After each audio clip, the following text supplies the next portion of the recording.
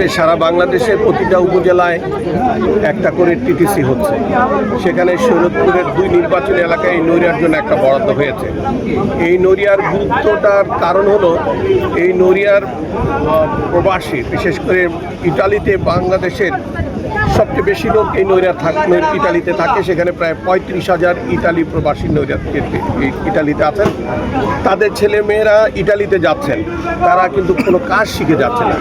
এই টিটিসিটা যদি আমাদের নড়িয়াতে হয় এবং এটার গুরুত্ব বহন করবে এবং সেখানে এরা এখান থেকে কোনো কাজ না শিখে যাচ্ছে, টিটিসিটা হলে এখান থেকে কাজ শিখে যদি ওরা ইটালিতে যায় তাহলে এই যা বেতন পাচ্ছে তার 4 গুণ বেতন বাংলাদেশে আসবে।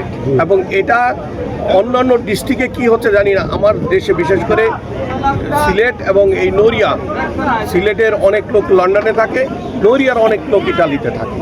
এই দুইটা ডিস্ট্রিক্টের উপজেলাগুলিকে গুরুত্ব সহকারে বিবেচনা করে দ্রুত টিটিসিটা বাস্তবায়ন করা উচিত বলে আমি মনে করি।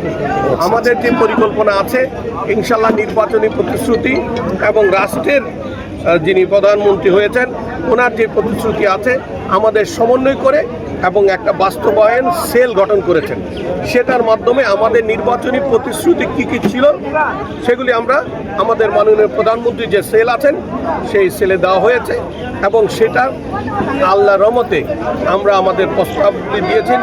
প্রধানমন্ত্রী দপ্তর থেকে সংশ্লিষ্ট মন্ত্রণালয়কে অবহিত করেছেন এবং এটা আমাদের ক্যান্ডিডেটদের প্রতিশ্রুতি এবং এটা দ্রুত বাস্তবায়ন করার জন্য একটা চিঠি দিয়ে নির্দেশনা দিয়েছেন।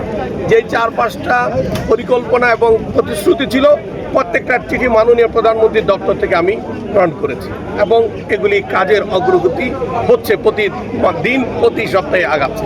আমাদের সরকারের মানসিকতা বদলালে চলবে না, আমাদের দেশের লোকদের মানসিকতার পরিবর্তন আসতে হবে। এই হসপিটাল কোনো ব্যক্তি বিশেষের জন্য না, সারা দেশের মানুষ উপকৃত হতেন। যারা এটাকে প্রতিবন্ধকতা করে রেখেছিলেন তাদেরকে আমি ধিক্কার জানাই।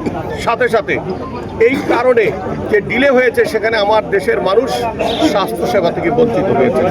আমরা বিশ্বাস করি সমস্ত অপেক্ষা শেষ, আগস্টের প্রথম সপ্তাহে ইনশাল্লাহ স্বাস্থ্য কমপ্লেক্স ইনশাল্লাহ। সাথে সাথে আপনারা সবাই দেখছেন যে আমলাতান্ত্রিক কিছু জটিলতা আছে, এগুলি উপেক্ষা করে আমাদের যে প্রতিশ্রুতি ছিল যে নড়িয়ার ব্রিজ আমরা নির্বাচনের 1 মাসের মধ্যে শুরু করব, সেটা আমাদের 1 মাস দেরি হয়ে গেছে, বাট এখন চলমান আছে। আমরা বিশ্বাস করি, আমি কন্ট্রাক্টরের সাথে ক্লোজ মনিটরিং করছি, এই সপ্তাহে মনে এটা ঢালাই হতে যাচ্ছে, মধ্যে শুধু স্পেনটা বাকি থাকবে, বাকিগুলি সবগুলি হয়ে যাবে। এই পানিটা একটু কমলেই আপনার মধ্যে যে স্পেনটা আছে এটার কাজটা ধরবে। আর এখনও ধরতে পারে, কিন্তু সেখানে নৌ চলাচলটা বন্ধ হয়ে যাবে, যার কারণে আমরাই বলেছি যে এটা একটু পানিটা শুকিয়ে নেবে।